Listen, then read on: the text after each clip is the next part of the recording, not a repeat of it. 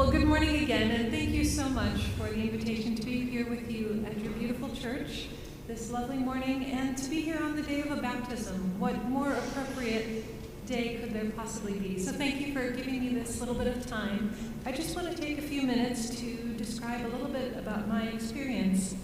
My name is Hidalgo, and I have just returned from 3 years in Costa Rica, serving with Global Ministries as a missionary. I was working as a professor teaching theology in a seminary there. So I just got back a week and a half ago, still getting settled here. Hadn't driven a car in about 3 years, and so I got completely lost on my way here. So thank you for your flexibility. So I'd like to tell you a little bit about the work that I did at the Universidad Bíblica Latinoamericana. So that is in Costa Rica, and if any of you are geographically challenged as I am, if you think of North America here and South America here, we have Panama connecting in the middle with the Panama Canal. Just immediately north of Panama is Costa Rica. So it's a small Central American country with about 5 million people, coasts on both the Atlantic and Pacific Oceans. And I was in the city of San Jose, which is the capital, which is right in the center of the country. Some of you may have been there on vacation. It is a stunningly beautiful place, and I can't recommend it enough.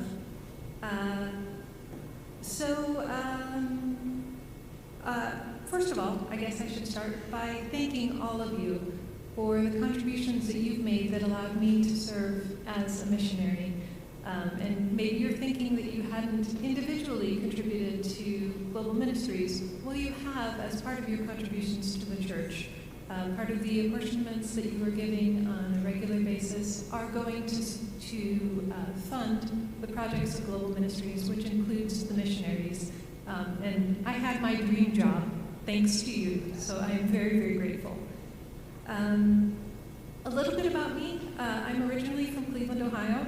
So city kid, get lost in the country very easily. I went to college at Baldwin-Wallace, and then later on studied theology on the West Coast at Claremont School of Theology, which is in the Los Angeles area. I met my husband there, Wally Berman. He is a pastor with the UCC, and I've been with Global Ministries for 3 years. A little bit about the university where I served. The Universidad Bíblica is a really amazing place. It is an ecumenical university serving students from across the region of Latin America and the Caribbean. About 125 students, and they study in theology and biblical studies, and there are programs at the master's level, at the bachelor's level, and then they also have a degree program that we don't have here in the States, which is a licenciatura. That's an additional year after the bachelor's program, which gives students the accreditation that they need for teaching in many of the Latin American countries. That's the credential that they're looking for. So I taught in all 3 of those programs. And one really interesting thing about the university is it is celebrating its centennial this year. So the good work of missionaries has been going on for a very long time in Costa Rica. It was originally founded by missionaries from the UK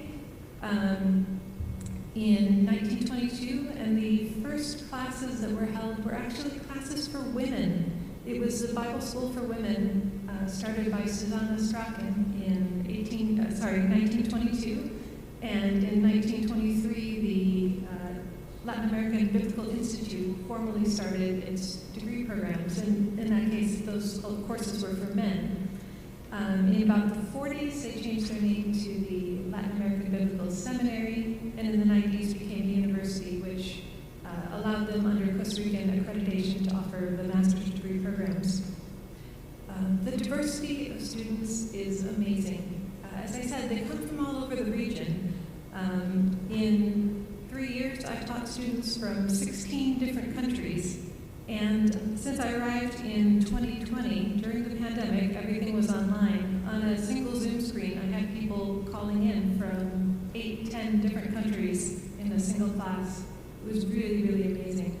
And in addition to that diversity of geography, there's also a great deal of variation in age. We have some young students who are just out of high school in their early 20s. We have students who are coming back for a second career much later in life.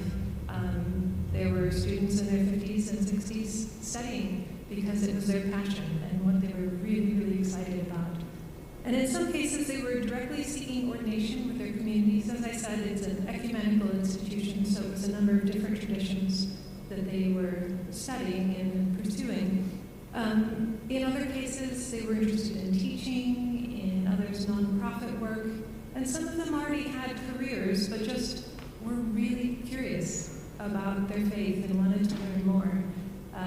And so, to me, the dedication of these students was just amazing. As I mentioned, during the pandemic, everything was online. We had students returning to their home countries, and some of them were really in remote areas that didn't have access to good broadband internet. I had a student from Peru, my very first semester, who lives literally in the middle of nowhere, and she didn't have a sufficient connection to be able to sign on to her courses. So she would call one of her classmates using WhatsApp. She could do that with her phone. Her classmate would hold the phone up to the computer so Elena could speak and make her contributions into the class discussion, and she could listen in to what was going on, really going above and beyond to try and make sure that she got the most out of her education.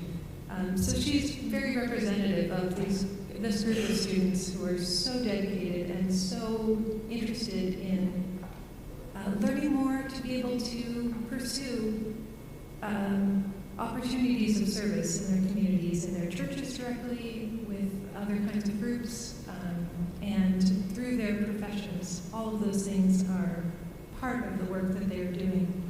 And that is what you enable by your contributions, and I am so deeply grateful for the opportunity that I had to be there. In terms of how you can be involved, of course, we need your prayers, every one of us, the students, the faculty, the staff, everyone involved in putting together what it takes to get these university programs up and running. We certainly can appreciate your prayers. You're also welcome to come visit the campus. It is, as I said, absolutely beautiful, and Costa Rica is a wonderful place to vacation if you are interested in that. We have a number of different volunteer opportunities. One of the key aspects that the university has taken on in recent years is an interest in the environment and understanding how our faith leads us, compels us to take better care of the earth. And we have a number of organic gardens and a green team working on all kinds of different projects, and they are always looking for volunteers, as well as the library. It can always use some volunteer help if you would like to do that kind of thing. Or you can just come for a visit that is an educational visit and get to know what goes on there. We're always happy to have people.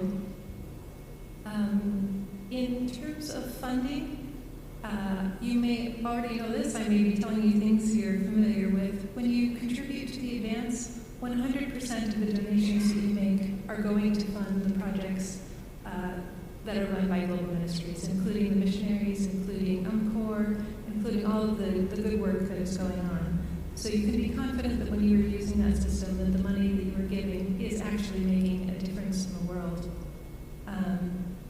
I am finishing a 3-year term now, and I will be living in Vermilion, Ohio next. My husband has, as I mentioned, is a pastor. He just took a job there. So that will be our next stop. But you can certainly continue to contribute to Global Ministries. I have a number of different colleagues I can recommend. Janelle Mabeller, I can provide these names later if anyone is interested, was my predecessor at the Universidad Bíblica. She's from Brazil originally and is currently teaching in Mexico. She's a wonderful person. I also have a colleague who was trained, 2 colleagues who were trained at the same time that I was in 2020.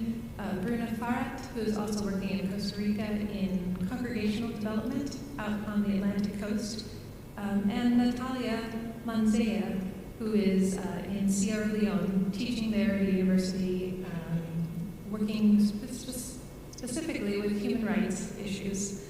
So they are among the more than 300 missionaries that are around the world doing amazing work in all different kinds of projects. And I would encourage you to support these efforts. And again, finally, just to thank you again for what you have done in the past and for all your prayers and support that allow this good work to be done.